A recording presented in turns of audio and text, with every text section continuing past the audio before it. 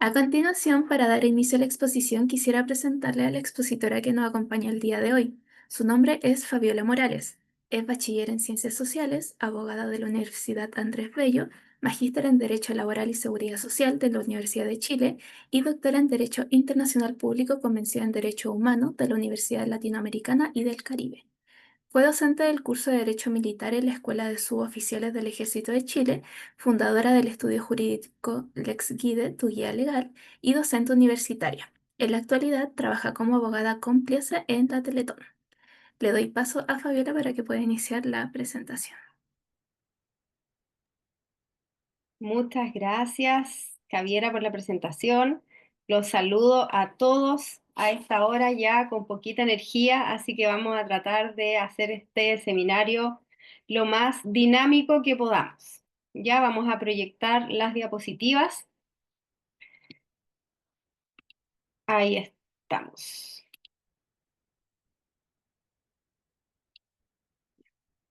Entonces,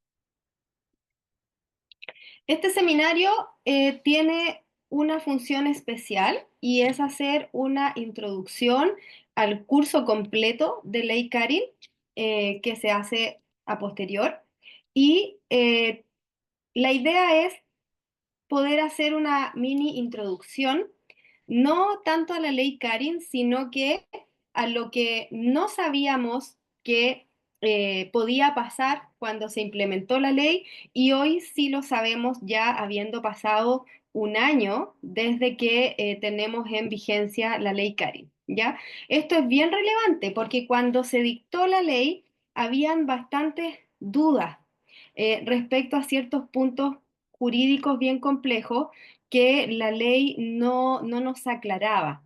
Entonces, a lo largo del tiempo, hemos ido teniendo esta claridad normativa de cómo realmente funciona la ley. Y eso es lo que vamos a ver en este seminario. Más allá del texto legal de la ley Karin, sino que lo que no sabíamos y hoy sí es un punto clave entonces en esta ley. Entonces, introducción. Para que tengamos un poquito de contexto, insisto, el curso completo lo vamos a ver las próximas semanas y no en este seminario porque tenemos solo una hora y es bien difícil abordar mucho detalle en este poco tiempo. Entonces, sí vamos a contextualizar. La ley conocida como Ley Karin, que es la ley 21.643, entonces, ¿de qué se trata? Esta ley entró en vigencia en agosto del 2024 y lo que hace es regular tres conductas específicas que para el derecho del trabajo son contrarias a la idea de un ambiente de trabajo libre de violencia y son contrarias a la idea de dignidad en el trabajo. Entonces, esta ley lo que viene a hacer es a regular tres conductas específicas, dos de las cuales ya existían en el Código del Trabajo, que son el acoso laboral y el acoso sexual. Y agrega una tercera conducta, que es la conocida como violencia en el trabajo. Entonces, lo que hace la ley es decirnos qué vamos a entender por acoso laboral, qué vamos a entender por acoso sexual y qué vamos a entender por violencia en el trabajo. Pero no solo eso es lo relevante de esta ley, sino que tiene un enfoque altamente preventivo. Lo que entiende la ley Karin es que si nosotros nos adelantamos como empleadores a ciertas situaciones y hacemos una buena prevención, no deberíamos tener que investigar y sancionar eventualmente por estas conductas, teniendo una buena prevención. O sea, eso significa tomarse esta ley en serio, porque muchos empleadores simplemente cumplen las normas y así como hay buenos empleadores, también hay malos empleadores. Y hay empresas entonces que implementan estas leyes, pero no necesariamente creyendo en el trasfondo. Y en esta ley es súper importante el trasfondo, porque lo que busca es hacer un cambio cultural en relación a cómo convivimos como trabajadores. a cómo nos tratamos entre nosotros mismos. Imagínense que una ley me viene a decir qué cosas yo no debo decirle a mi compañero de trabajo porque lo pueden ofender, qué cosas no puedo hacer, cómo voy a tener una actitud negativa que me puedan sancionar. Entonces, claro, tenemos una ley que básicamente me está diciendo cómo me debo comportar en el ambiente de trabajo. Claro, y algunos dicen, bueno, pero ¿por qué tendríamos que tener una ley para decirnos que no le pongamos sobrenombre a nuestros compañeros? O para que un jefe no acose a un subordinado, por ejemplo, o que evitemos conductas de acoso sexual, que no hablemos todo el día con garabatos, etcétera. Eh, entonces, claro, parece un poco contradictorio que este tipo de conductas que de repente uno podría decir son de la casa, son conductas que uno nunca debería hacer, que es tratar mal a otro, que es discriminar a otro, que es tener conductas negativas hacia los demás. Pero si necesitamos una ley para esto, es porque pasa. Y es porque pasa mucho más de lo que quisiéramos que pasara. Y por lo tanto, la ley Karin se dicta en un contexto bastante trágico que tiene relación directa con el suicidio de una persona, que es Karin Salgado, que era una técnico en enfermería y ella trabajaba en el sistema público, en un hospital, y ella sufre acoso laboral en su trabajo pero con la normativa anterior. Ahí luego en el curso vamos a profundizar bien cómo era esa normativa antes y cómo es ahora, qué es lo que cambia y que ese cambio nos permite, para bien o para mal, porque también hay muchas críticas, por supuesto, el tener acceso a sanciones reales cuando existen estas conductas de acoso laboral o acoso sexual o violencia en el trabajo. Por lo tanto, esta ley nace de una necesidad social. Y si yo les pregunto a ustedes, por ejemplo, yo no estoy viendo el chat, pero les dejo la pregunta. ¿Qué otras leyes en Chile tienen nombres de personas? O nombres propios. Y tenemos hartos ejemplos, porque hay una ley, por ejemplo, Ricarte Soto, tenemos la ley Zamudio, y hay varios ejemplos. Está la ley Emilia, que es esta bebé que murió en un accidente de tránsito, y entonces nos damos cuenta que tenemos una tendencia a regular cosas cuando ya algo terrible pasa. Y este no es un problema solo en Chile, es un problema del derecho. Y es que el derecho no se adelanta a las situaciones, no tiene cómo prever ciertas situaciones. El derecho reacciona ante las cosas que van sucediendo. Por lo tanto, claro, las leyes llegan tarde. No solo en Chile, sino que en general las leyes llegan tarde. Entonces resulta que estamos teniendo legislaciones en Chile que terminan siendo la bandera de lucha de una causa de algo terrible, o el fallecimiento de alguien o un accidente, etcétera. Y entonces nos vemos reaccionando a necesidades tanto jurídicas como culturales. Y en este caso, la ley Karin, que sí es muy jurídico, tiene un componente cultural y social muy relevante, que tiene que ver con cómo nos estamos comportando como personas en los ambientes de trabajo. ¿Qué estamos haciendo mal? ¿Qué estamos haciendo bien como personas dentro del espacio de trabajo? ¿Cómo podemos ayudar a que esto mejore nosotros como trabajadores?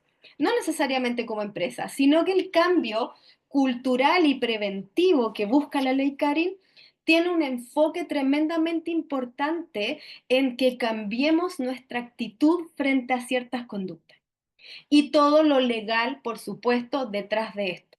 ¿Y por qué pongo énfasis mucho en esto? Y es que a mí, por lo menos en particular, me parece muy relevante que no solo en estos cursos se enseñe la norma, que no solo se enseñe lo que dice la ley específicamente y cuántos días tengo y cuántos no y si puedo hacer algo o no, que obviamente es súper importante, pero también transmitir que si cada uno de nosotros nos capacitamos en esto y comprendemos este trasfondo cultural, desde nuestro ámbito podemos cooperar muchísimo para que este tipo de situaciones idealmente dejen de ocurrir, que sabemos que es algo que es muy difícil, es una aspiración muy grande que deje de haber acoso, pero sí cada uno de nosotros puede contribuir con un granito de arena a tratarnos mejor entre nosotros y no provocar ciertas situaciones que pudieran ser calificadas como acoso laboral o acoso sexual o violencia, ¿ya?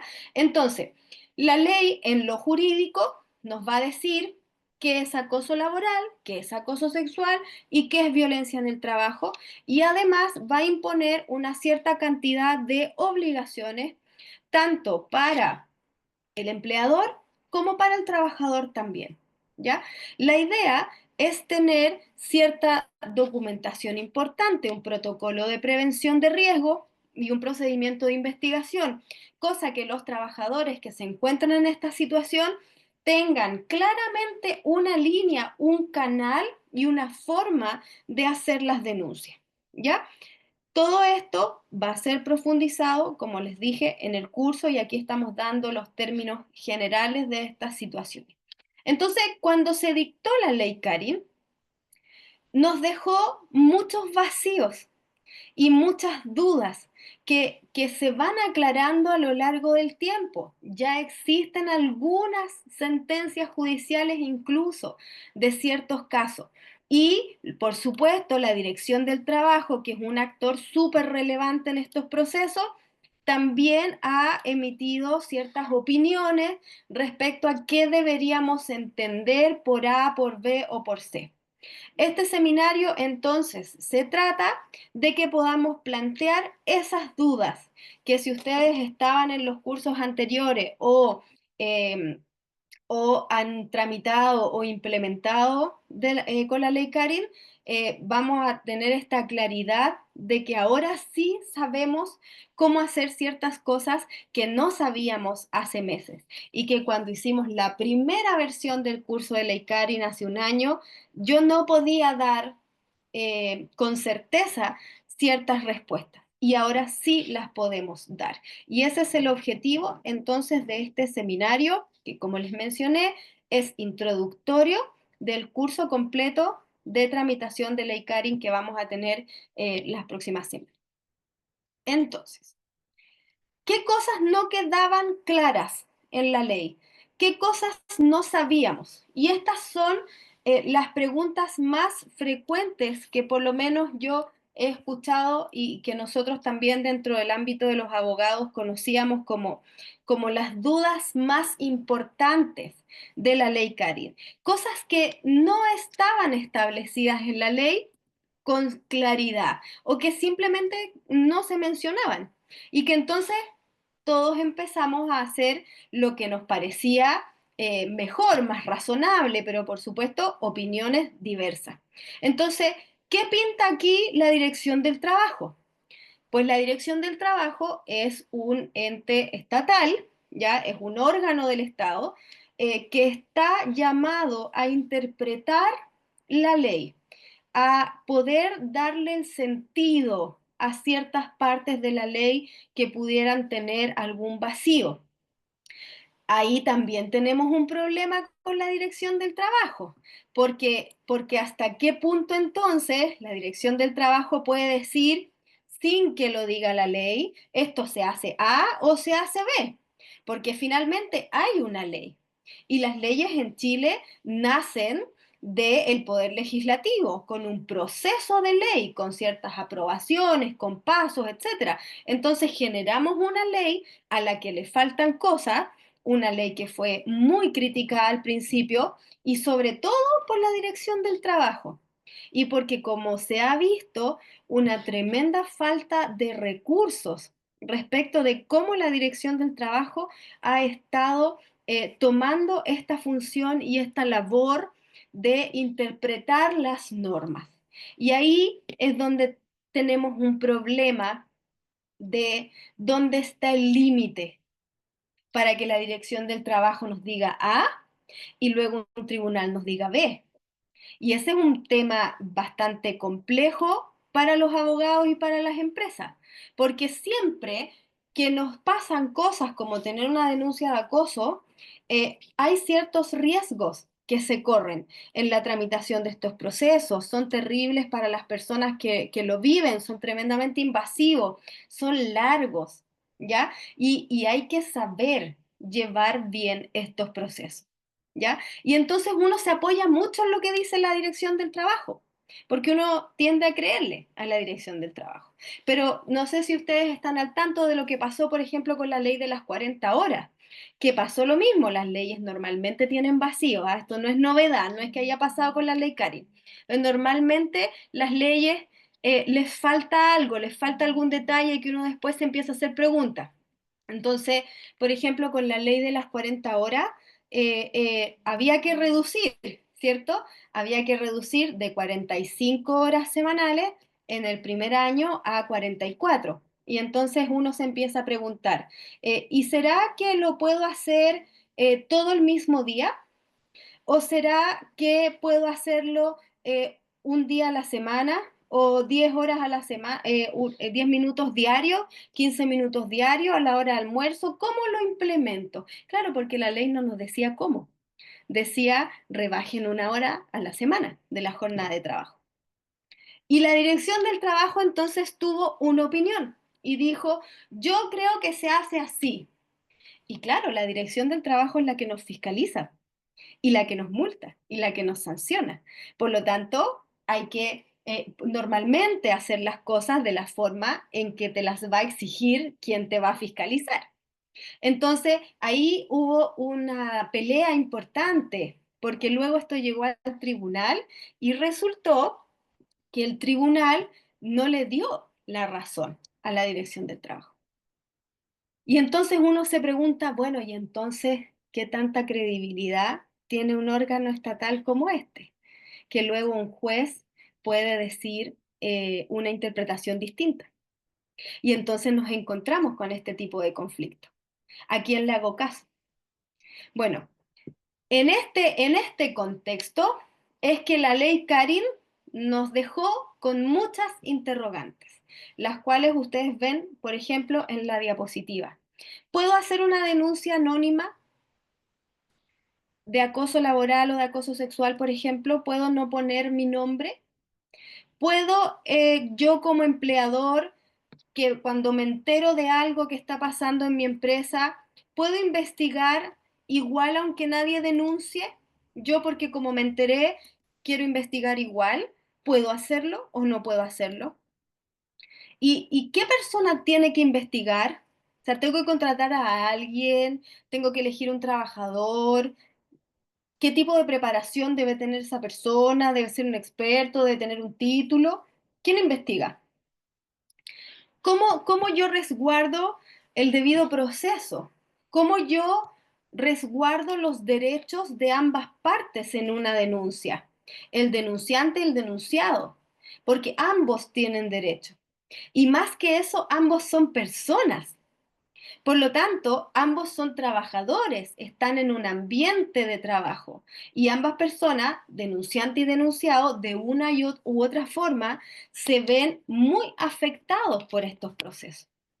¿Cómo los trato por igual si uno es denunciante y el otro es denunciado? ¿Cómo mantengo la imparcialidad? ¿Y qué hago si una de las dos partes, por ejemplo, el denunciado, está con licencia médica en el proceso de investigación? Y yo lo quiero entrevistar, pero está con licencia o está de vacaciones, por ejemplo. ¿Lo puedo llamar? ¿Le puedo preguntar? ¿Qué hago? Eso no lo dice la ley. Una vez que usted denuncia, ¿puede luego retractarse de la denuncia? O sea, si usted es la persona afectada de acoso laboral o de acoso sexual y me hace la denuncia formalmente y yo comienzo a investigar y echo a andar esta máquina de la ley Karin, pero resulta que en algún momento y por algún motivo la persona denunciante ya no quiere continuar con el proceso, ¿puede desistirse de la denuncia? Sí, ¿qué hago yo como empleador con un proceso a la mitad? Por ejemplo, cuando el denunciante ya me dice, sabes que yo ya no quiero, por el motivo que sea, yo ya no quiero que se investigue. ¿Qué hacemos? ¿Puede investigar internamente la empresa a cualquier trabajador de la empresa? ¿O hay algún tipo de trabajador que no puedo investigar yo porque pierdo la imparcialidad? Tampoco lo establece la ley, porque en la ley todos los trabajadores pueden ser víctimas o victimarios de estas conductas. O sea, yo puedo acosar a alguien y puedo ser acosado. Por igual, el dueño de la empresa, el gerente y el último trabajador de la cadena productiva, para la ley. Entonces, ¿yo puedo investigarlos a todos o hay algunos que no puedo porque pierdo la imparcialidad? ¿Y puedo contratar un externo para que lo haga si veo algún conflicto? ¿Y qué hago?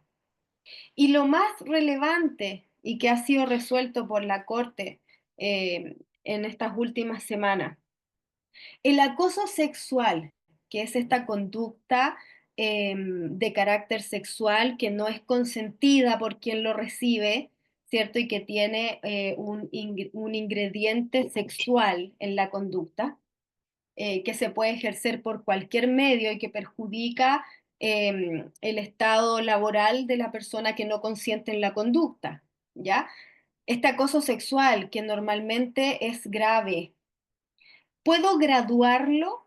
O sea, ¿puedo decir que hay un acoso sexual más grave que otro acoso sexual?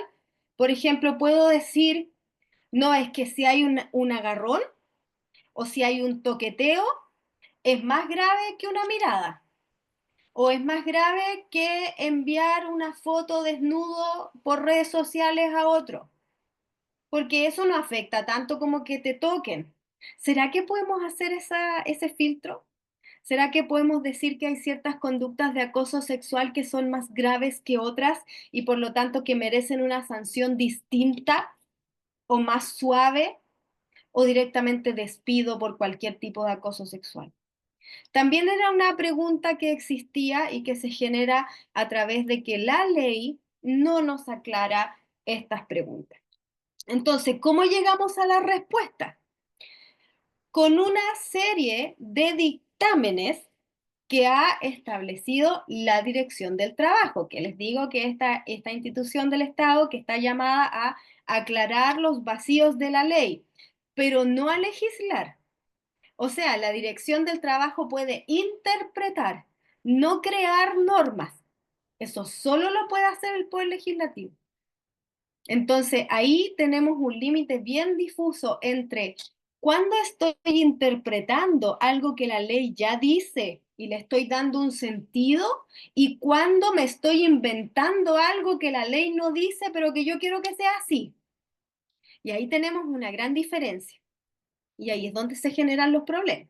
Entonces, la Dirección del Trabajo ha generado varios dictámenes desde que entró en vigencia la ley en agosto del 2024 hasta ahora, recién en agosto del 2025. En un año hemos podido aclarar todas estas dudas que planteamos en la diapositiva anterior, ¿ya? Entonces, acá yo en las diapositivas les dejo todos los dictámenes que son importantes y que responden a estas preguntas. Hay más dictámenes, hay por lo menos tres más, ¿ya? Pero esos dictámenes tienen relación a casos particulares de consultas que hacen ciertos empleadores o sindicatos en la Dirección del Trabajo y no nos dan entonces una idea de cómo funciona en la generalidad y estos que les pongo acá, que son seis, sí son generales, ¿ya? Entonces, ahí sí.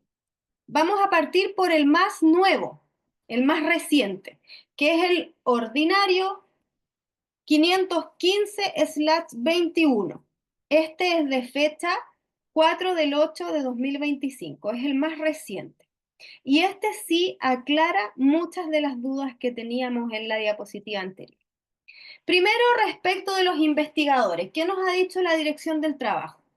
Lo que dice la ley, y lo dice textual, esto sí está en la ley, Dice que las personas que deben investigar las denuncias internas que se generen por ley Karin deben ser personas que preferentemente tengan alguna formación o algún conocimiento en materia de acoso, de género o de derechos fundamentales. Y la ley, por eso ahí lo pongo entre comillas, porque la ley dice, se debe designar preferentemente para investigar a un trabajador que tenga este tipo de formación.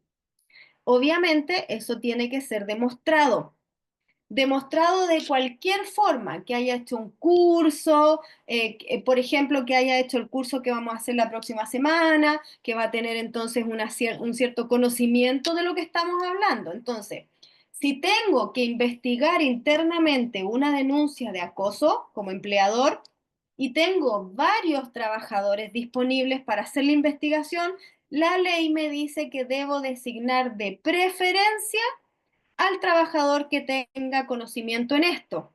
Y esto parece bastante obvio. Pero preferentemente, y lo que ha dicho la Dirección del Trabajo es que ese preferentemente debemos interpretarlo como de ser posible. Por lo tanto, de no ser posible, porque estamos pensando en las empresas pequeñas. O sea, a la Coca-Cola esto no le importa, porque va a tener un equipo de personas que puedan investigar y los va a formar y los va a capacitar y tiene los recursos y puede contratar un externo. O sea, esto no le complica. Yo estoy pensando en la pyme. Estoy pensando en la empresa que tiene 10, 15 trabajadores y que resulta que tiene que internamente investigar. Entonces, la Dirección del Trabajo lo que hizo fue decir que este trabajador que va a investigar en lo posible y de ser posible, debe ser una persona que tenga formación en estas áreas. Por lo tanto, si no tengo ninguno, tengo que hacer otro tipo de filtro. El que tenga más capacidades de reunir la información, el que sea más ordenado, el que tenga un poco idea de lo que estamos hablando. Y si no, siempre la opción es derivar las denuncias a la Dirección del Trabajo para que sean ellos los que investiguen. Y aquí nos topamos con una muralla, porque resulta que todavía la Dirección del Trabajo no ha terminado investigaciones de septiembre del año pasado, porque están absolutamente colapsados. Porque claro, se dicta una ley en la que se involucra a la Dirección del Trabajo, pero no se otorgan los recursos suficientes para que ellos puedan funcionar. Entonces, derivar una denuncia a la Inspección del Trabajo al día de hoy significa ponerse a esperar unos hartos varios meses. Entonces también ahí tenemos un problema porque no se cumple con la función, que es que estos temas tan sensibles como el acoso laboral o el acoso sexual sean resueltos rápido. Porque aquí tenemos una persona que está terriblemente angustiado, el denunciante. Está pasando por una situación que no lo debe dejar dormir. Y cuando derivamos esa denuncia a la Dirección del Trabajo, lo que hacemos es hacerlo esperar 5 o 6 meses antes de saber qué resolución va a dar la investigación. Y eso es un proceso terrible. Y para el denunciado también, porque imagínense que a veces hay denunciados que no han hecho tal, que no han acosado o que no han acosado sexualmente y que están siendo acusados durante 6 meses de algo. Y el estigma que se genera con el denunciado también es bastante potente. Ah, obviamente si es una persona que hizo de lo que se está acusando, bueno, distinto es el tema, pero yo estoy pensando en la persona que no lo ha hecho. También lo pasa mal. Entonces, em, tenemos acá un problema con los investigadores. Entonces, la Dirección del Trabajo me está diciendo, mira, elige al que tenga conocimiento, por favor, de preferencia. Si no tienes a ninguno, haz el filtro de otra forma.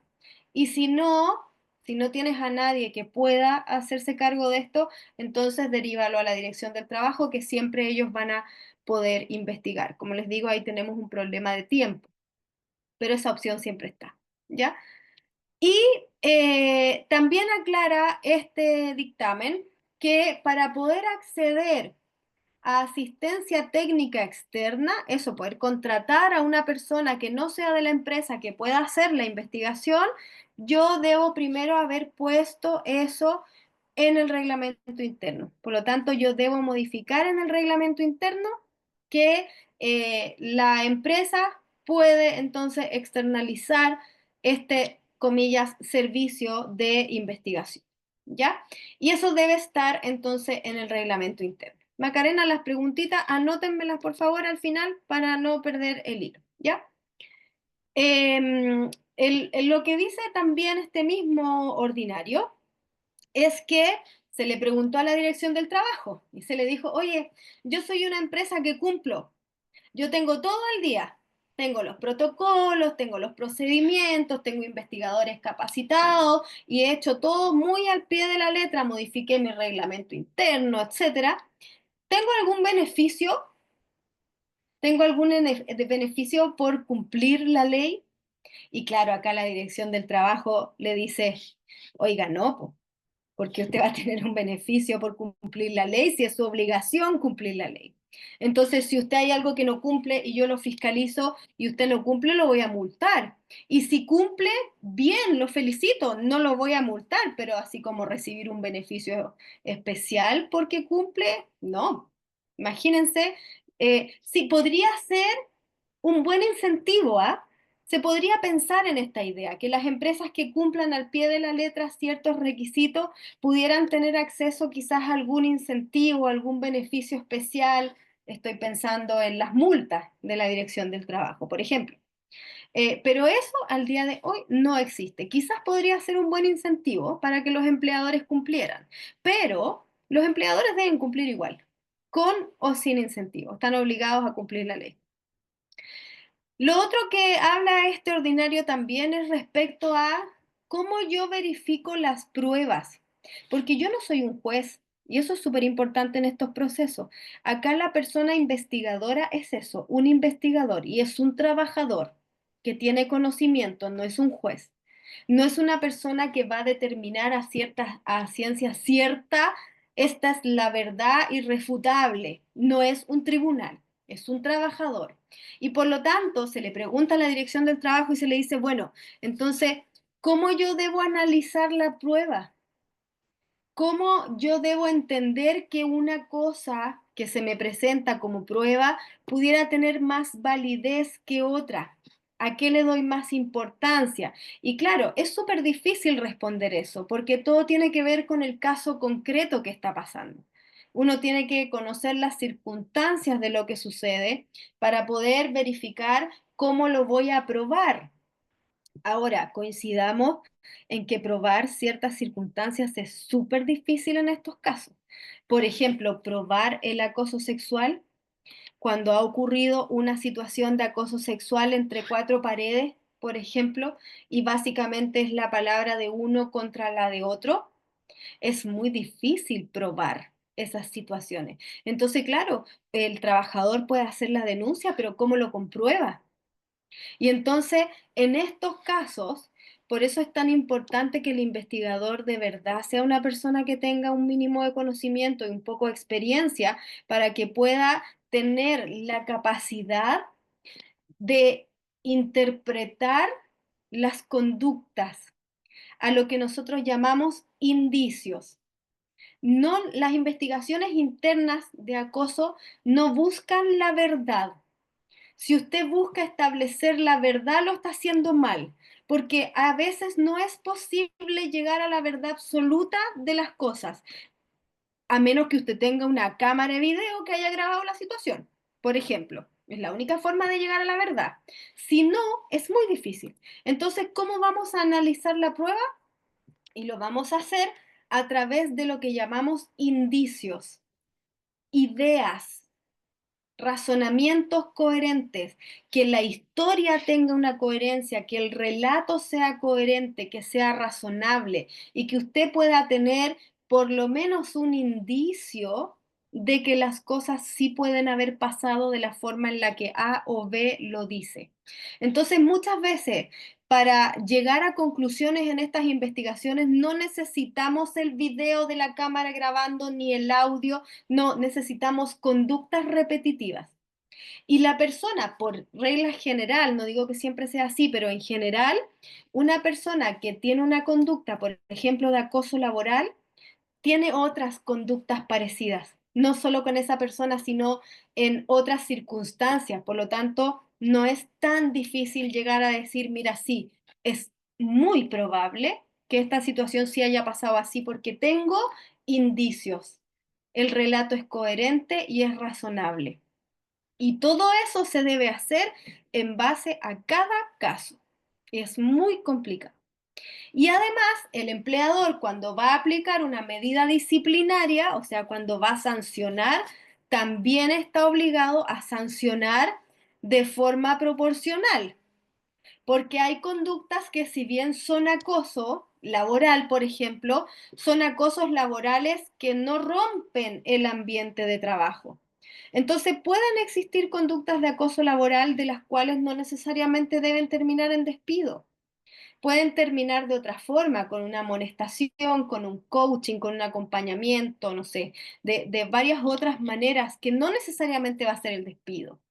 Y ahí también el empleador tiene que ser bien racional para poder justificar la medida disciplinaria que vaya a tomar en cada caso, ¿ya? Y obviamente deben ser proporcionadas a la acción.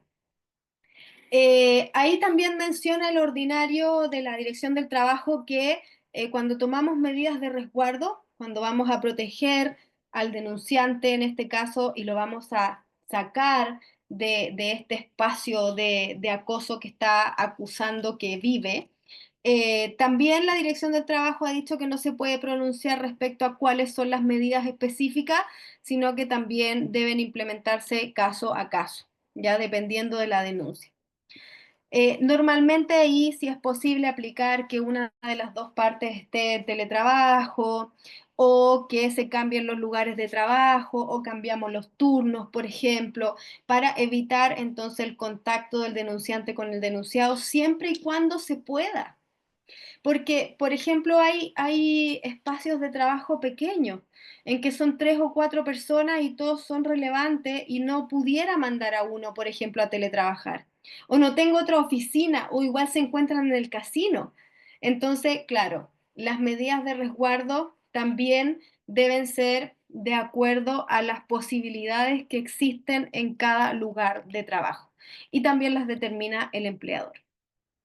Y acá viene un punto importante que contesta una pregunta relevante. Es, ¿el denunciante se puede desistir de la denuncia? Y la respuesta es sí. Y ahora lo podemos decir con seguridad porque la Dirección del Trabajo ha establecido en ese sentido en este dictamen. Y claro, porque el proceso de la ley Karin, el proceso de investigación, comienza con una denuncia. Alguien afectado por una situación de acoso denuncia. Por lo tanto, si esa persona víctima o esa persona afectada por el acoso quiere desistirse del proceso, claro que lo puede hacer. Y nosotros entendíamos, los abogados que nos dedicábamos a esto, entendíamos y asesorábamos en ese sentido, pero no estaba 100% claro, no sabíamos si lo estábamos haciendo bien. Lo que ha dicho la Dirección del Trabajo es que sí, el denunciante puede retirar la denuncia en cualquier parte del proceso. El único requisito es que obviamente debe ser la voluntad del denunciante, o sea, tenemos que tener la certeza de que es el denunciante el que está pidiendo esto y no es que está influido por alguien o que le estamos ofreciendo algo por quitar la denuncia, no, tiene que ser de verdad una manifestación de voluntad de la persona afectada y debemos hacerlo constar por escrito, siempre por escrito. Todas las partes de la investigación son por escrito. Entonces yo debo dejar una constancia firmada por el denunciante donde establece claramente que quiere desistirse del proceso de investigación. Y esa es una respuesta clara que tenemos también ahora gracias a este dictamen. Y finalmente, en este dictamen, no existe un plazo máximo para denunciar. También era una pregunta. Y esta pregunta tiene un motivo, y es que la Dirección del Trabajo había establecido para ellos, no para los empleadores, para ellos, que iba a aceptar cierto plazo de antigüedad en los hechos denunciados. Entonces, una persona que denuncia un acoso sexual que pasó hace un año, la Dirección del Trabajo no lo acepta y no lo investiga. Y eso se lo inventaron ellos, porque eso no lo dice la ley. La ley establece que todas y cada una de las denuncias deben ser investigadas siempre, independiente de cuándo ocurrieron los hechos. Pero la Dirección del Trabajo está tan saturada que necesitaban poner una forma de limitar las investigaciones, porque en base a la capacidad que tuvieran. Y entonces establecieron este plazo que está homologado al plazo que existe para presentar una denuncia de vulneración de derechos a un tribunal. ¿Ya? Y ellos están ocupando el mismo plazo al día de hoy. Pero en este dictamen aclaran que eso no es para el empleador. El empleador siempre tiene que investigar. Entonces, si le llega una denuncia de un hecho que sucedió hace 6 meses, hace un año, hace dos, usted lo debe investigar y es la obligación del empleador hacerlo. También teníamos claridad respecto de eso, pero sí esperábamos que en este dictamen la Dirección del Trabajo le permitiera al empleador hacer un cierto filtro. Porque de repente si yo denuncio un hecho que sucedió hace mucho tiempo, ya no tengo pruebas. Muchas veces los trabajadores cambian, rotan con frecuencia, ya no tengo testigos o ya no tengo antecedentes concretos, qué sé yo. Entonces hace muchísimo más difícil las investigaciones. Pero, a contrario de eso, la Dirección del Trabajo entonces estableció que el empleador siempre debe investigar sin importar cuándo ocurrieron los hechos denunciados. Este es el último dictamen de la Dirección del Trabajo. Anterior a ese, tuvimos uno en julio, el 9 de julio, que es el número 474/18, y que también nos dice algo importante. Y es que la Dirección del Trabajo puede siempre sancionar ante ciertos incumplimientos laborales. Y entonces hubo una modificación a la ley Karin, a eso se refiere este dictamen. Se dictó una modificación de la ley, que es la ley número 21.724, que agrega una obligación a los empleadores que no viene en la ley original, que es la de informar a las mutuales cuando uno inicia una investigación. Porque las mutuales se les ha pedido desde la superintendencia que ellos tengan estadísticas de esto, de cuántas denuncias, quién las presenta, cuántas de qué tipo de acoso, en qué tipo de empresa, qué tipo de medidas se toman, si el que denuncia es más mujer o es más hombres, y qué tipo de acciones ejerce cada uno, estadísticas. Y para tener esas estadísticas, somos los empleadores los que tenemos que dar esa información. Entonces, a través de la ley 21.724 se estableció la obligación a los empleadores para que informaran siempre que inicien un proceso de investigación interna a las mutuales de estos procesos. Y entonces se le preguntó a la Dirección del Trabajo y se le dijo, oye, ¿y si no lo hago? Porque esa es información confidencial técnicamente. ¿Y si no le informo a la mutual? Porque eso no venía en la ley original, es una modificación posterior. Y es ahí entonces que la Dirección del Trabajo reacciona con este dictamen y dice, no, ojo, esta obligación está establecida en la ley. Y como es una obligación legal, entonces si tú no la cumples, yo te puedo sancionar. Y parece bastante obvio, porque finalmente los empleadores son siempre los responsables de implementar estas normativas y de cumplir con sus obligaciones y no hay ninguna forma de poder eludir esas responsabilidades. Y por lo tanto la Dirección del Trabajo dice, si tú no cumples, yo te multo.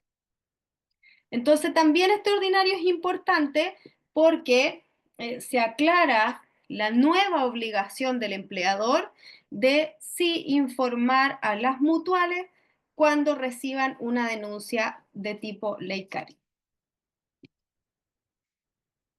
Luego tenemos el tercer dictamen, que es el 386/10, que es de junio del 2025, ¿ya?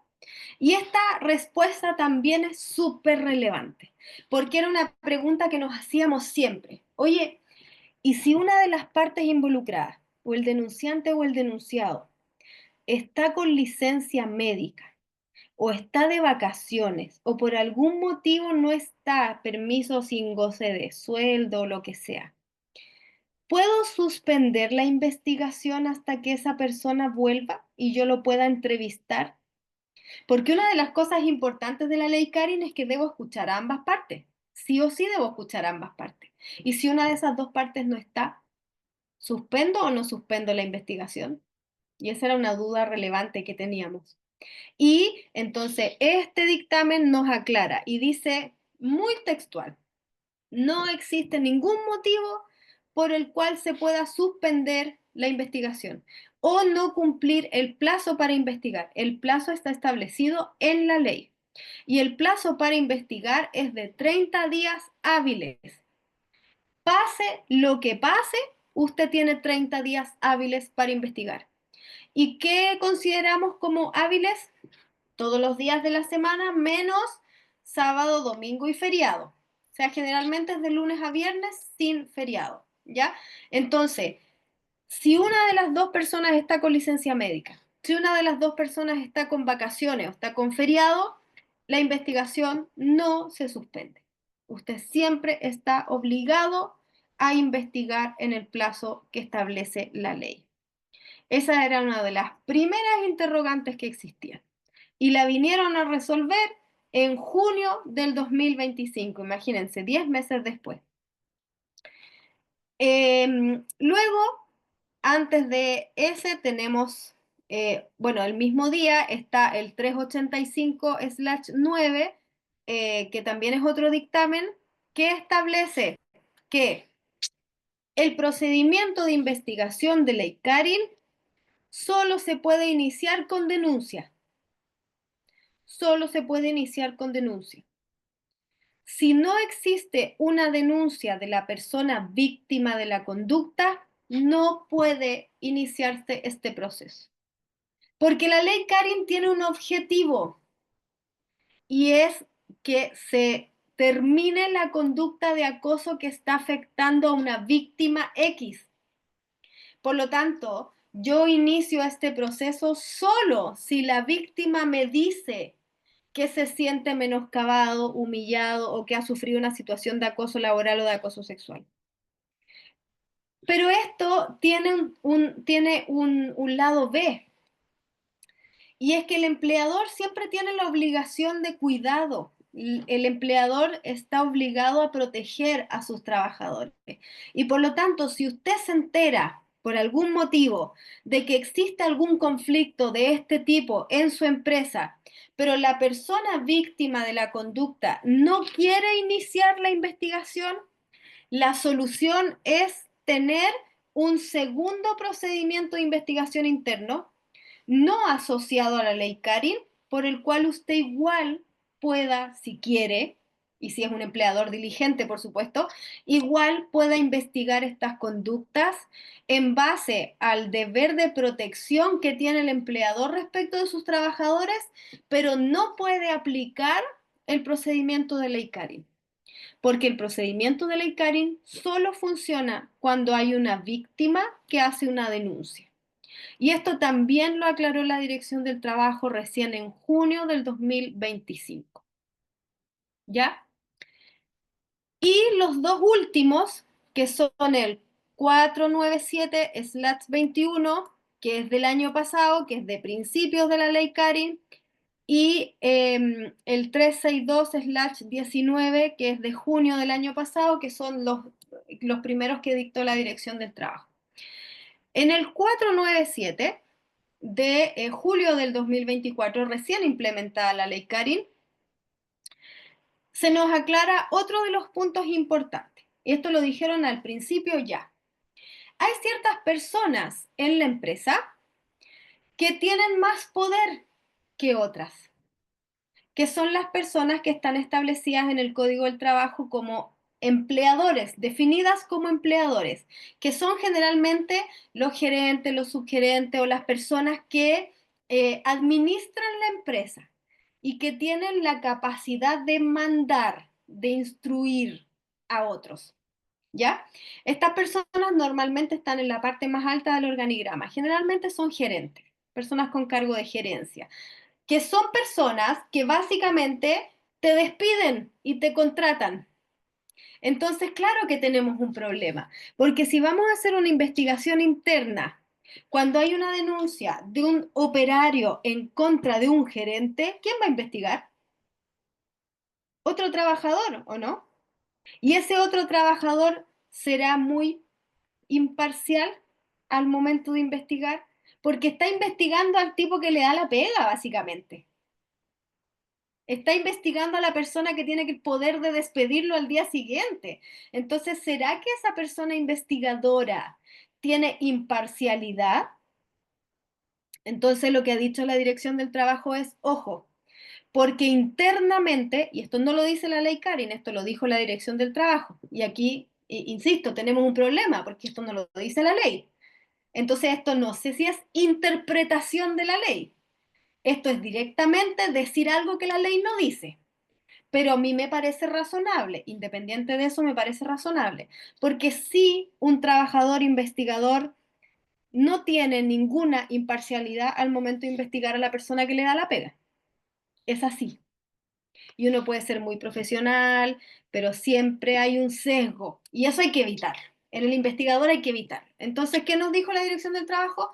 No, ojo, cuando el denunciado o el denunciante sean personas que están establecidas en el Código del Trabajo como personas con poder de mando y administración en la empresa, no puedes investigar tú. Tienes que sí o sí derivar la investigación a la inspección del trabajo. Solo ellos pueden investigar a los gerentes o a las personas de altos mandos en la empresa. No puedes investigar internamente por el tema de la imparcialidad, ¿ya? Y además dijeron, y tampoco puedes contratar externos, porque el externo está contratado por alguien que generalmente es par del otro.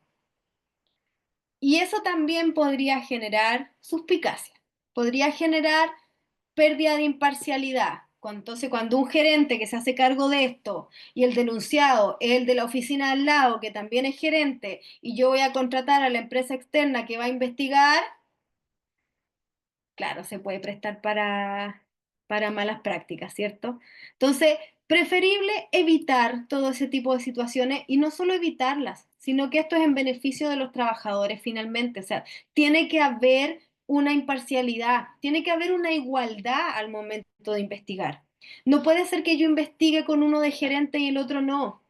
Entonces, la Dirección del Trabajo nos dijo al tiro, no, en estos casos no. En estos casos, quien investiga es la Dirección del Trabajo porque es el único ente que tiene la suficiente imparcialidad. Es una persona externa, ¿ya? Pero no contratado por mí, sino que de la Dirección del Trabajo.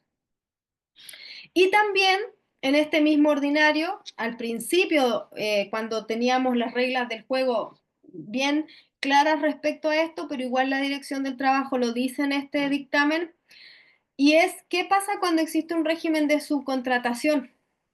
Porque aquí también tenemos un problema, porque cuando tenemos una empresa contratista que presta un servicio en otra empresa, ¿y qué hacemos si quien acosa es de la otra empresa y me acosa un trabajador del contratista? Por ejemplo, yo soy la persona que hace el aseo en las instalaciones de otra empresa y resulta que a mí quien me trata mal es el jefe, pero el jefe no es de mi empresa, es de otra.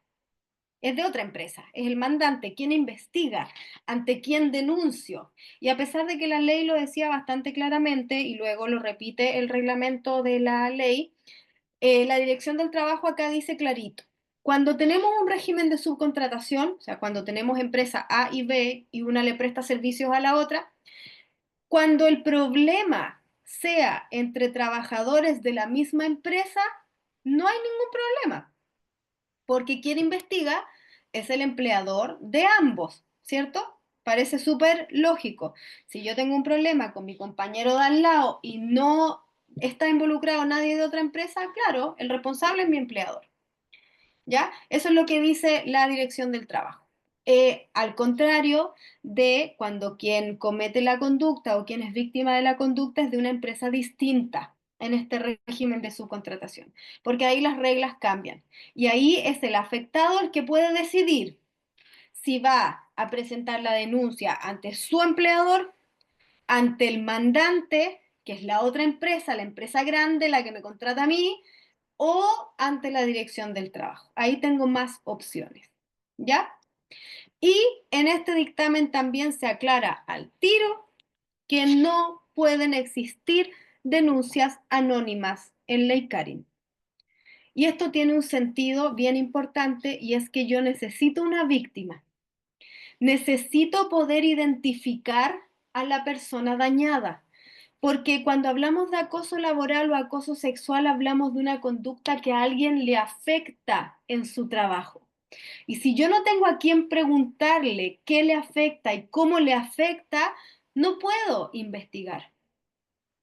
Es lo mismo que usted le hiciera le mandara una consulta a un médico a través de otra persona. Sabéis que a mi amigo me dijo que le duele aquí, pero es que en verdad yo no sé si le duele tanto ni le duele cómo.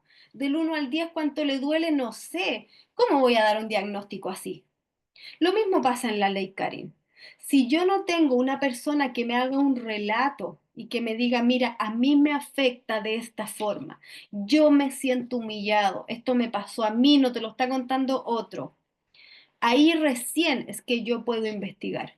Por lo tanto, zanjadísimo que no se permiten las denuncias anónimas en ley Karin, que no lo debemos confundir con confidencialidad.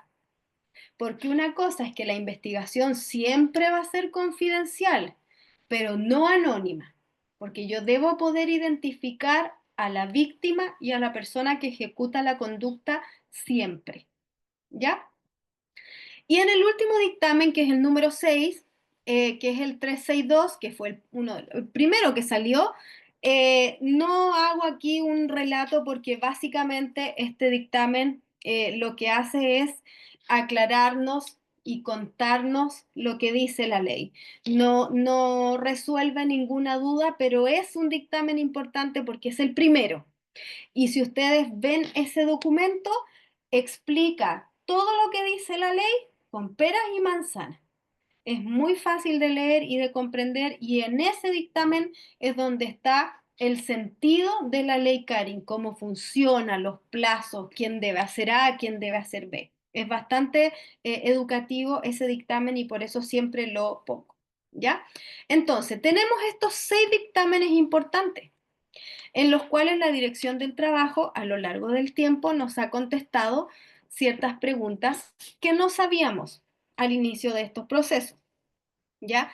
Pero más allá de lo que dice la ley, y es un poco lo que yo les decía en la introducción, ¿qué sacamos con saber todo esto si llegamos a la oficina a tratar mal al que se sienta al lado?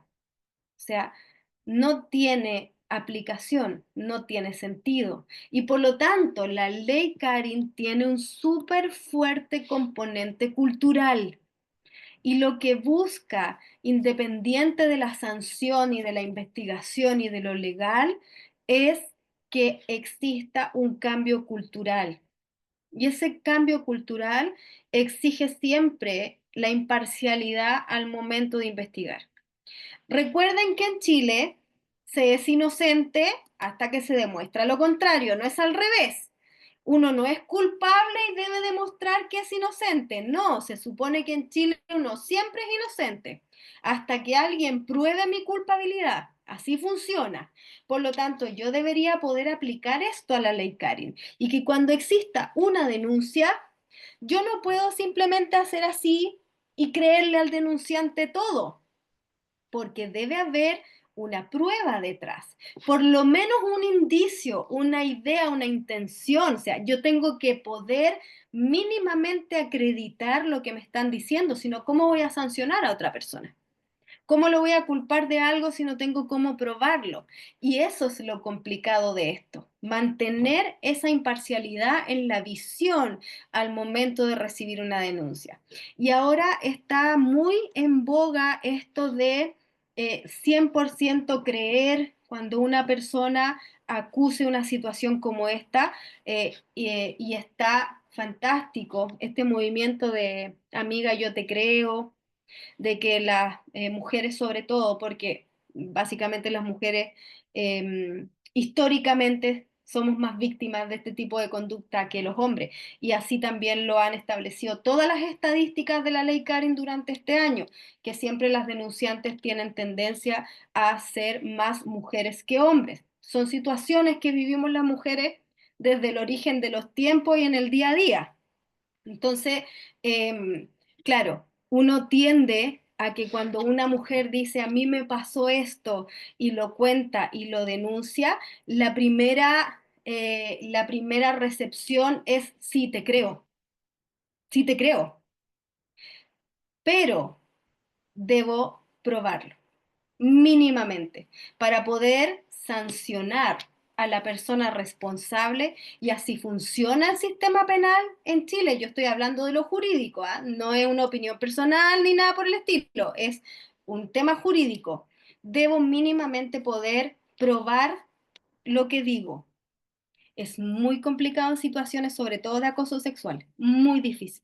Y por eso hay que capacitarse como investigador para poder tener la altura de mira de tomar toda la prueba y tomar todos los antecedentes y tratar de evitar equivocarse, porque tampoco es la gracia que el investigador determine que algo sí pasó cuando no pasó, o determine que algo no pasó cuando sí pasó. Porque finalmente tenemos que entender que detrás de esto hay una persona que puede perder la pega. Y hoy día no es fácil encontrar pega. Menos con un finiquito que diga acoso laboral o acoso sexual. O sea, olvídense, porque usted se presenta a otro trabajo con un finiquito que dice que lo echaron por acoso sexual y olvídese el estigma el resto de la vida. Muy difícil la situación. Por lo tanto, hay que tratar de no equivocarse, porque uno puede hacer muchos daños si investiga mal. Entonces, tenemos muchas situaciones en las que necesitamos un indicio al menos para poder estar tranquilos de que la investigación fue imparcial y de que efectivamente la sanción que se aplique es lo que corresponde. Y este cambio es cultural.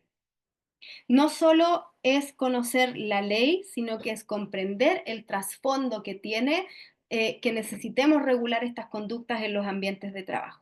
Y por supuesto, esto tiene un tremendo impacto tanto en las áreas de recursos humanos como en las áreas de cumplimiento de las empresas, porque resulta que tengo que hacer protocolos, modificar el reglamento interno, tener un procedimiento, tengo que informar cada 6 meses a los trabajadores de los canales de denuncia, tengo que implementar un canal de denuncias que debe cumplir ciertos requisitos. O sea, tengo que hacer un montón de cosas para poder cumplir la ley. Y si a eso le sumamos todas las otras leyes que hemos implementado en súper corto plazo, tenemos a empleadores bien hasta el cuello con cumplimiento legal. Entonces tampoco es fácil.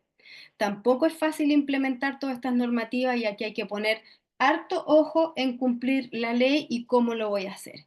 Y obviamente siempre hay riesgos, como les decía, siempre hay errores, pueden pasar errores de procedimiento que pueden invalidar el proceso. Entonces, claro, yo puedo estar muy seguro de que alguien hizo algo y lo despido y después puedo perder en el tribunal si el proceso se hizo mal. Si no investigué en 30 días y investigué en 40 y luego despido a esa persona, pero si hice mal el proceso.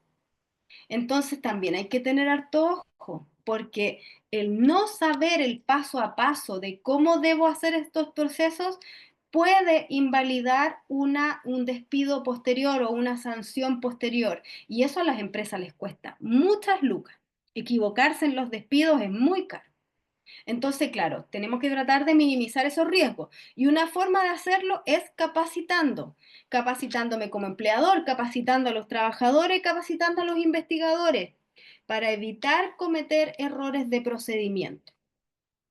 Y Esto también es un tema de seguridad jurídica porque necesitábamos ciertos lineamientos, necesitábamos respuestas, porque siendo bien honesta, la ley Karin tiene hartos vacíos.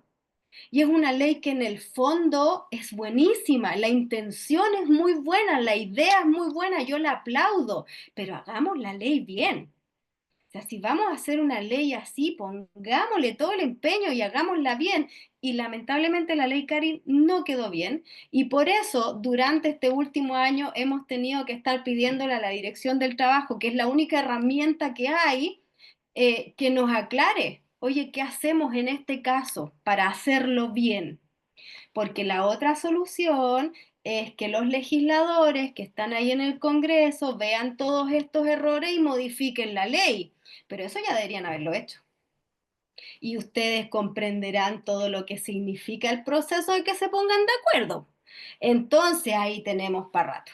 Y por ahora, mientras no se modifique la ley, entonces tenemos los pronunciamientos de la Dirección del Trabajo que nos dan cierta, entre comillas, por ahora, seguridad jurídica de cómo actuar en ciertos casos concretos que teníamos dudas como los que hemos planteado el día de hoy.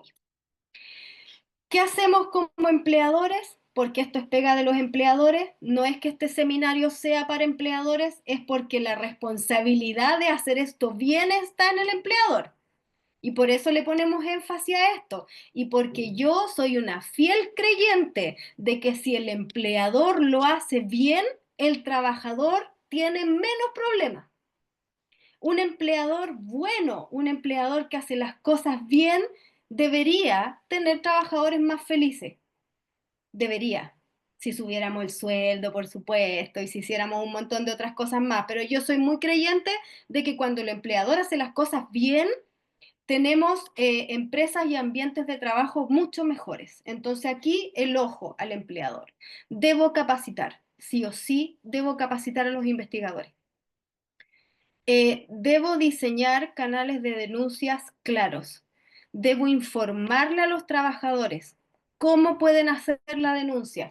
Y claro, la ley Cari modificó esto para hacerlo más accesible, porque resulta que antes las denuncias eran solo por escrito y teníamos trabajadores que o no saben escribir o no saben meterse al correo electrónico para mandar un mail y les complicaba muchísimo hacer denuncia por acceso a la tecnología o por niveles de educación bajos, no sabían cómo hacerlo y no lo hacían. Entonces ahora, accesibilidad. Debemos tener canales de denuncia a los cuales todo tipo de trabajadores pueda acceder. Incluso ahora podemos recibir denuncias verbales. Entonces, claro que hemos avanzado y eso hay que implementarlo bien. Debo documentar sí o sí cada etapa del proceso. Todo por escrito, firmado, con timbre, con fecha, con hora. Porque yo luego debo como empleador demostrar que hice la investigación bien, que la persona que fue testigo dijo A y no dijo B. Y para eso yo tengo que redactarle la declaración y hacer que la firme, para que luego ese trabajador no pueda decir, no, yo no dije eso. Documentar cada etapa del proceso es muy relevante en este tipo de investigaciones. Y por supuesto, hay que estar actualizado. Hay que estar monitoreando qué va pasando con la ley, cómo se va modificando, qué se va haciendo para estar siempre al día con esta información. Y para eso, entonces, el curso que vamos a hacer de Ley Karin les viene, pero fantástico, porque es un curso súper accesible y donde vamos a revisar muy en profundidad todos estos temas para que ustedes puedan tener una certificación de que tienen conocimiento de esta normativa y con el contenido que se pasa en el curso, de verdad que es un conocimiento bastante suficiente respecto de la ley Karin, eh, bien de forma detallada. Así que, de todas formas, yo los invito a que los que puedan inscribirse en este curso, lo hagan y podamos en el fondo aprender entonces de esto.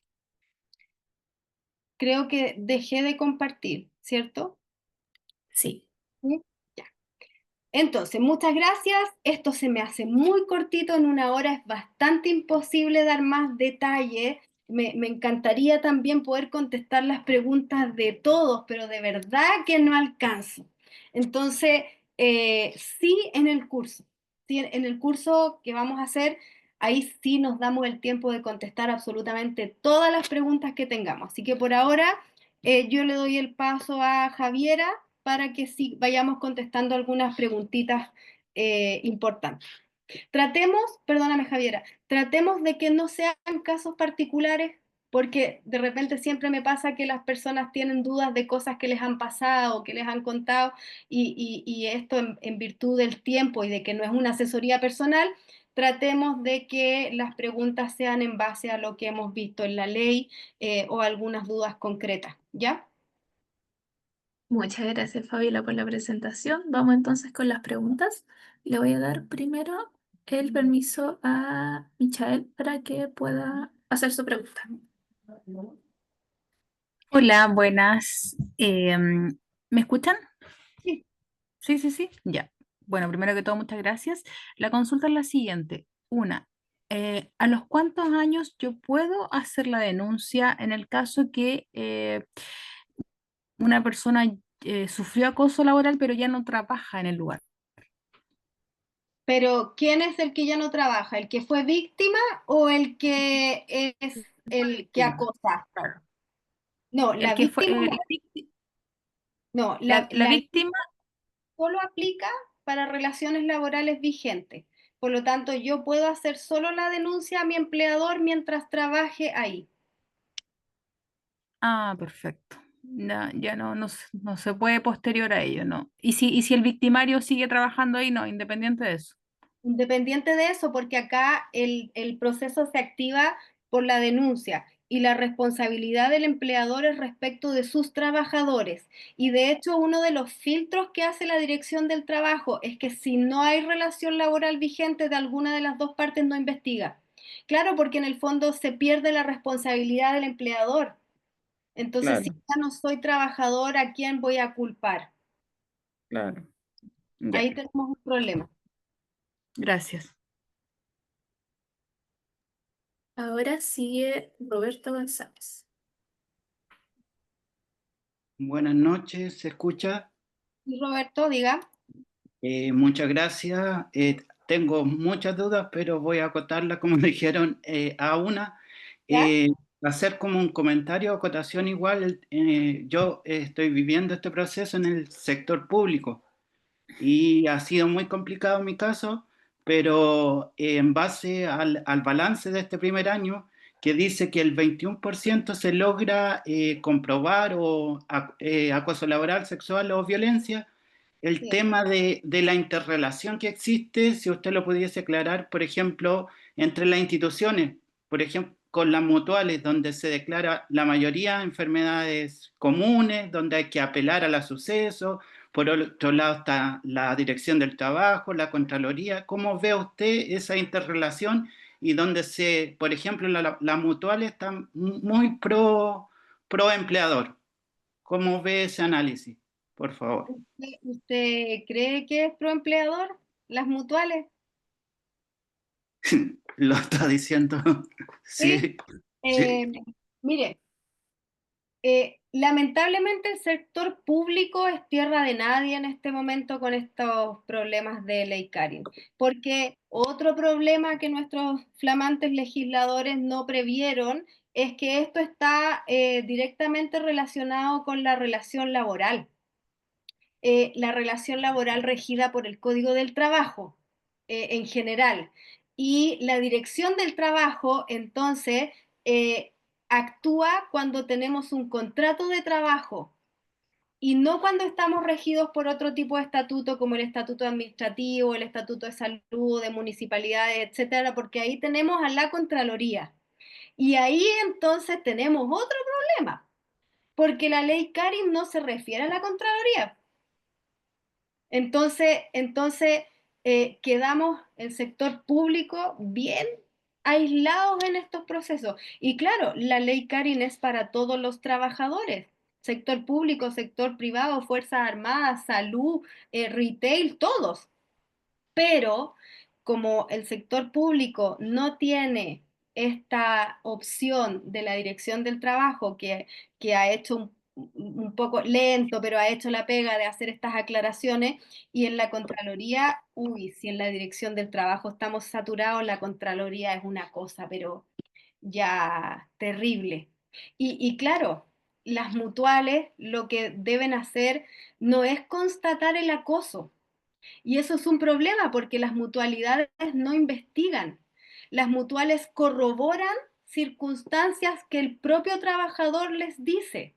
Por lo tanto, si yo trabajador voy a la mutual y digo que soy víctima de acoso, la mutual lo que va a ver son mis síntomas psicológicos, no si hay o no hay acoso, porque esa no es pega de la mutual. Entonces, claro, la mutual es una evaluación que corre por un carril completamente separado de la ley Karin. Y si tenemos ahí problemas de que no nos alineamos respecto al objetivo de la ley, es que las mutuales son organismos independientes y privados. Y claro, no los hicimos conversar. Entonces, Roberto, si usted me pregunta a mí, esto debimos haberlo pensado antes de dictar la ley, pero no pasó. Y ahora, qué lata decirlo, pero es un poco lo que hay. Y tenemos que esperar que las mutuales, en una intención de respetar el sentido de la ley, que es la protección de los trabajadores que son víctimas de estas situaciones, puedan alinearse con ese objetivo. No sé qué más podría decirle, porque en realidad no está interrelacionado lo que decida el empleador, o la investigación que haga la Contraloría, o la investigación que haga el fiscal que a usted le asignen en el servicio público en el que esté, con lo que establezca la mutual. Lamentablemente no es así.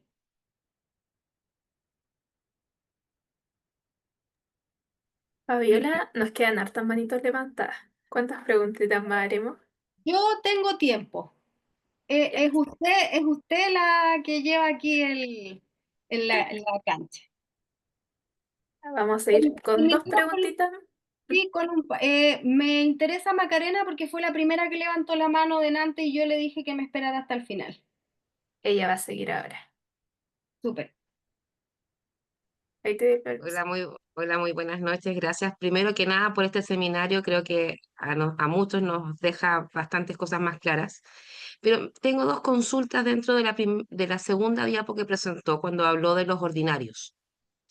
La primera es sobre la asistencia técnica. Indica que si no están en Ríos, no debieran contratar una empresa externa o una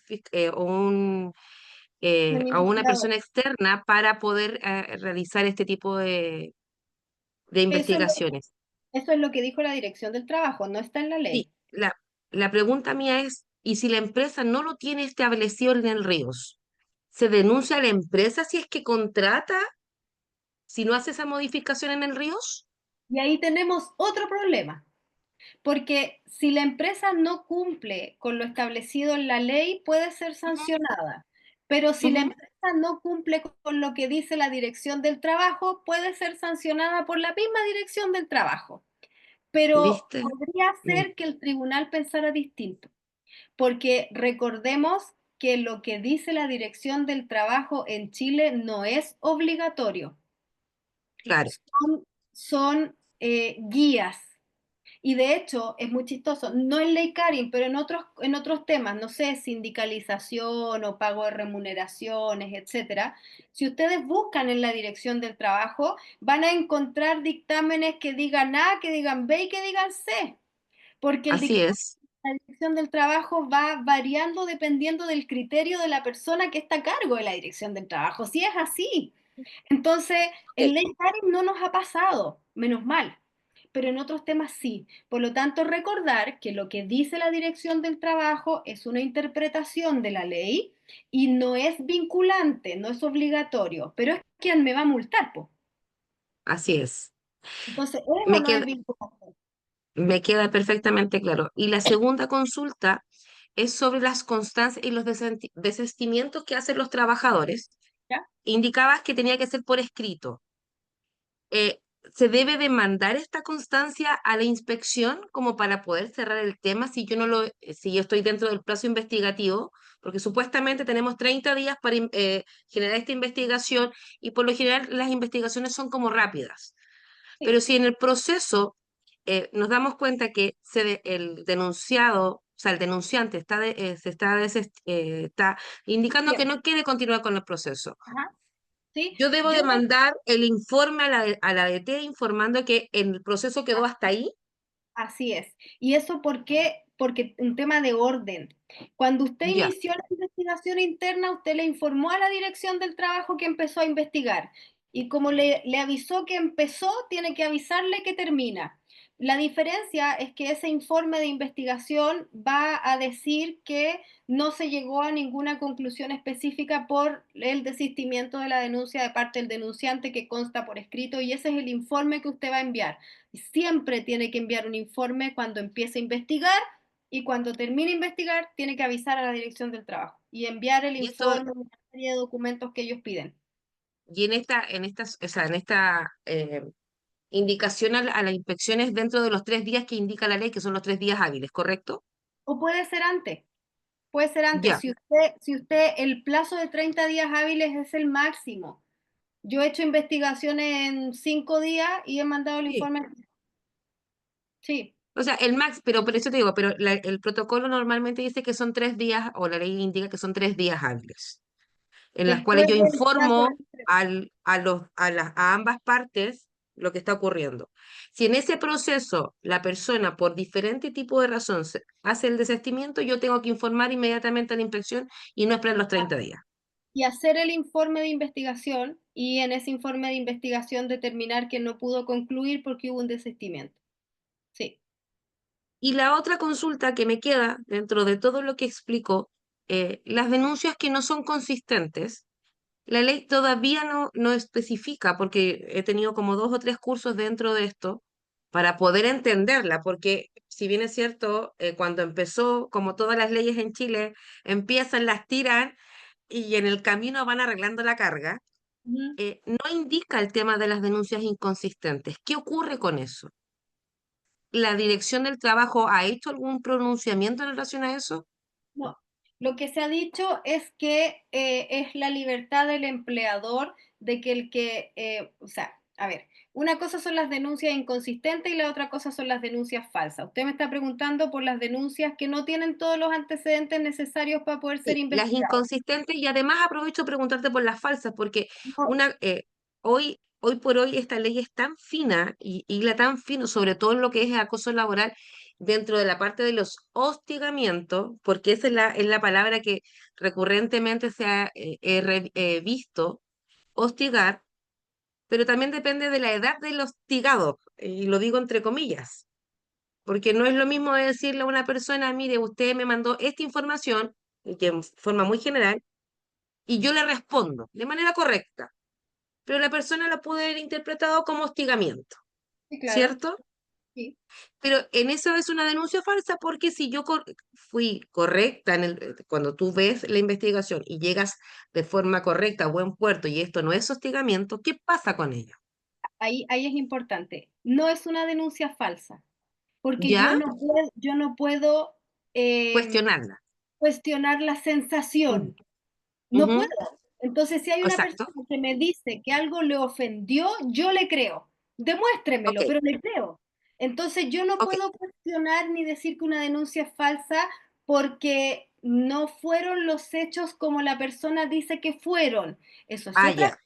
No se Ok, corrobora el acoso, pero la denuncia es real porque la persona realmente se sintió hostigado. Que yo le diga que no fue así es otra cosa, pero esa denuncia no es falsa. Cuando hablamos ok. de una denuncia falsa, hablamos de alguien que se inventa algo que nunca pasó. Alguien que Ah, ok. dice, Ahí alguien, está la diferencia. alguien que dice mi jefe todos los días me gritonea y me dice guatón, pelado, feo. Y eso nunca pasa. Eso es una denuncia falsa. Y eso Ujú. sí lo puedo sancionar como denuncia falsa. Y para poder Ok, hacer eso, tengo que tener en mi reglamento interno qué voy a hacer cuando yo corrobore sin lugar a duda que una denuncia fue falsa con la intención de ya, hacerle daño a otro. Pero con las ya. denuncias inconsistentes sí está establecido y sí lo dice la ley y hay un plazo. En cuanto el investigador empieza a investigar, si encuentra que la denuncia no tiene todos los antecedentes necesarios para poder investigar, debe Ujú. pedirle al denunciante que aclare. Ok, Y me si queda no, súper claro.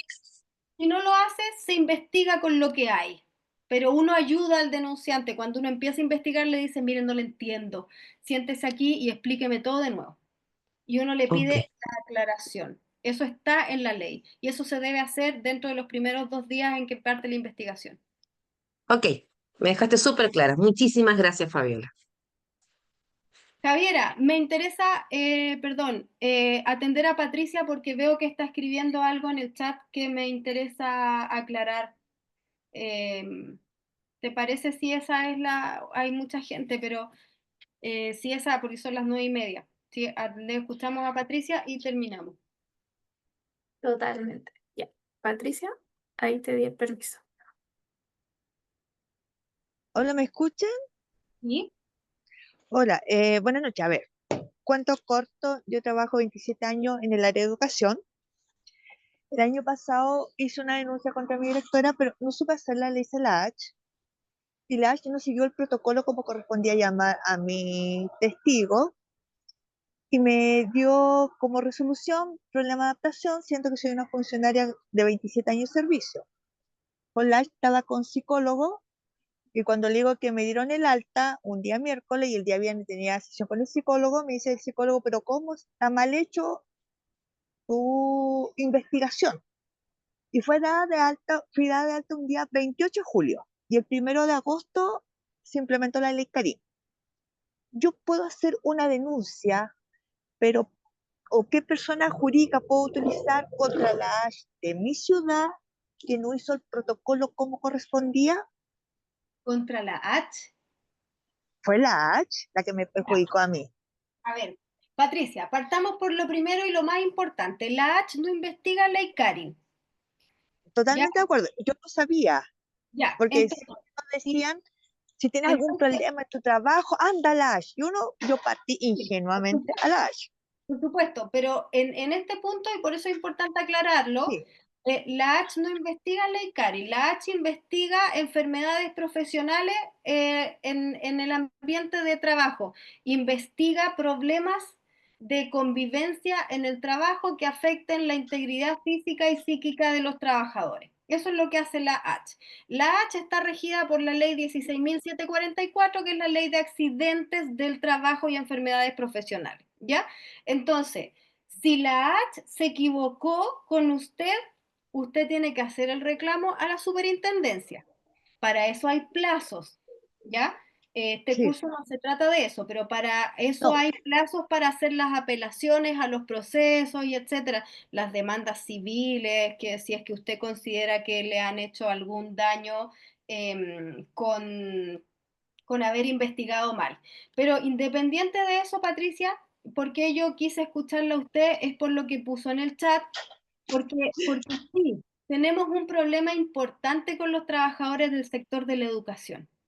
sí, Hay una cantidad de maltrato en el sector de la educación que es bien potente respecto a los apoderados y a los alumnos de hoy en día, porque mal portados es poco.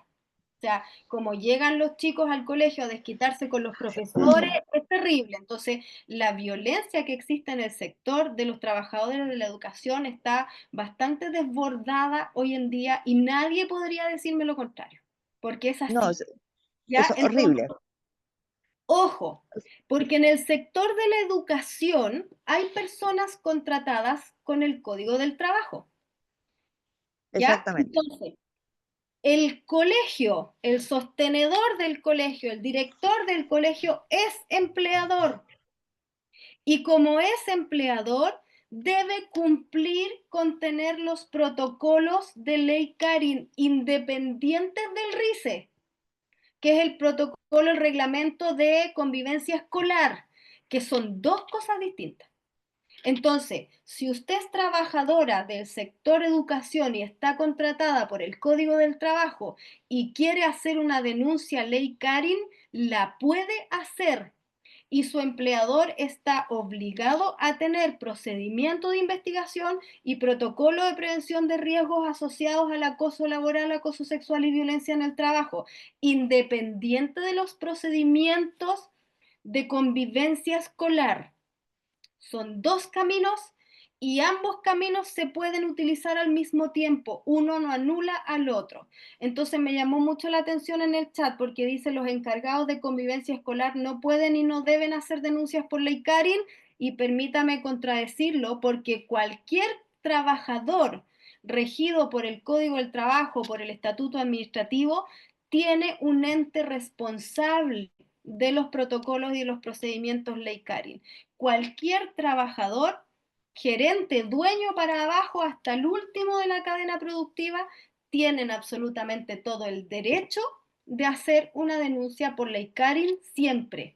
Ahora, el problema que tenemos es que generalmente cuando la violencia viene de un tercero, la llamamos violencia en el trabajo.